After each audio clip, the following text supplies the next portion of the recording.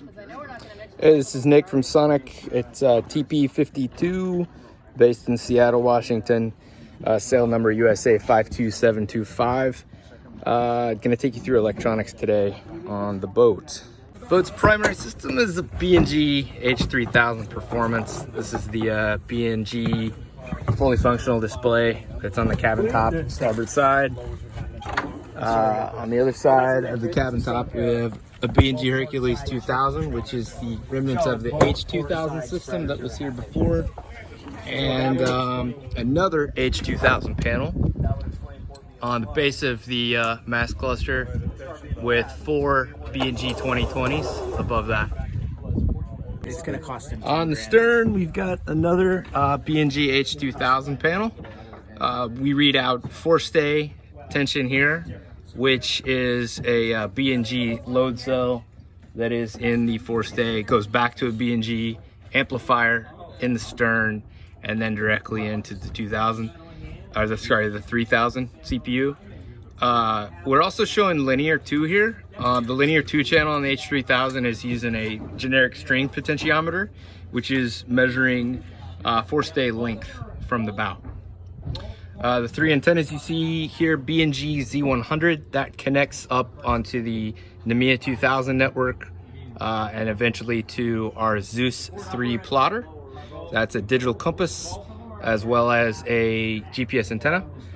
We also have this Sirius XM weather antenna that we're not using right now. This goes to a weather unit that's down below.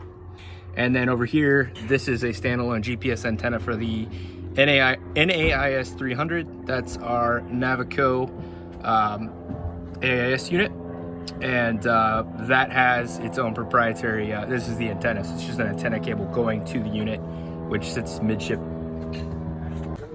All right, we're down below at the nav station. We've got the Zeus 3. Very spacious nav station. Yeah, it's very spacious. Zeus 3 9-inch plotter. We have an ICOM, a little older radio. This is the ICM604. It connects via NMEA 0183 off of a dongle that actually goes to the B&G Zeus 3 plotter. So it's getting its location feed, the GPS feed, off of that.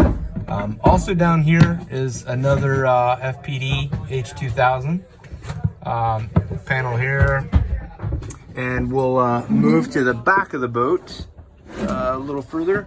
So one bulkhead back, we have our AIS unit. That's the Navico NAIS 300. This thing's old, but it's rock solid, working super well. It actually connects into the NMEA 2000 backbone as well as a 0183. So for all our instruments that we currently have, it's doing the job. Our NMEA 2000 network terminates here at midship. We don't have a run going forward past midship. This is where the end terminates and goes back to the stern. Sliding back aft, 2 bulkheads. We've got the B&G H3000 Performance. I pulled the panel off of it right now just to show you what is all wired up. So depth sounder, the depth sensor, which is just forward of the keel midship. That wires direct in here. We have linear connection 2, which services the B&G clinometer. Linear con 1, which services the motion sensor. Also, there's the string potentiometer that I mentioned earlier. That goes in linear con 2 as well. That measures forestay length. Nothing in 200 ppm. NMEA out. We do have that coming out here. Back to the Zeus 3, NMEA N. Again, this is, the 3000 unit, so it's 0183. That also is coming from the Zeus unit, the NMEA N. Power. Fastnet. So the Fastnet devices that we have on the network right now, which are not operating super great. The load cell comes to the Fastnet, so that's the B&G load cell amplifier that we have up top. For the shake of the video, there.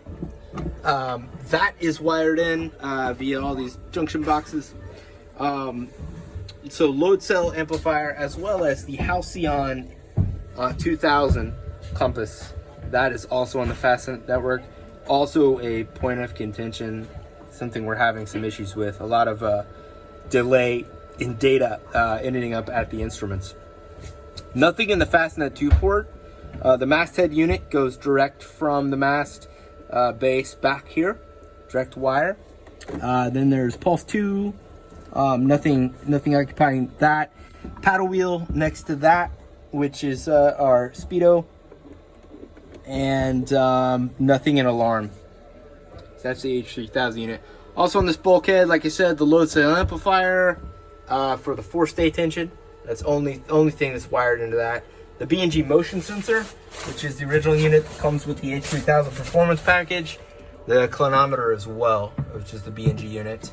And then this is that XM weather unit that I mentioned earlier. Going back toward the stern of the boat, we do have the H2000, the Halcyon 2000, sorry, which is the electromagnetic compass, which is on this next bulkhead back. And then in the transom, that's where we go up to that transom pulpit, which is where the NMEA 2000 network terminates up to the Z100 antenna, as well as a Fastnet unit box for that H2000 FFD or FPD rather, and then also the XM weather radio as well, wires there. Those all run forward. There's obviously a tee-off on the Fastnet to the Halcyon H2000 electromagnetic compass, which again is on the back of that bulkhead you see right there. And that Fastnet network comes forward, services everything on this bulkhead, or terminates here to in the H3000. But that Fastnet network is also servicing every display on the network. Now midship heading 4. And we have a little head on the TP52. A rare thing. Here we have a couple termination points. One for the masthead light, and then also the mast panels. Those are those 2020s that we showed earlier, as well as an FPD at the base of that mast panel cluster. Also the masthead unit terminates here, runs direct then back to that H3000 for a direct run. And finally, moving into the bow, we have a couple of sensors up here. Just wanted to show you what this is looking like. So the forestay comes down to this strop, goes to this hydraulic ram. We're not we're pulling on hydro right now with pulling on forestay tension via hydro, and the load cell pen that we're using is right there. That is the B&G load cell that goes back to the amplifier. But we've also rigged up a string potentiometer, which you'll see right up here in this corner, and that string pot is measuring the length of the forestay via that string pot to the strop. And again, that runs to the linear 2 on the H3000 unit.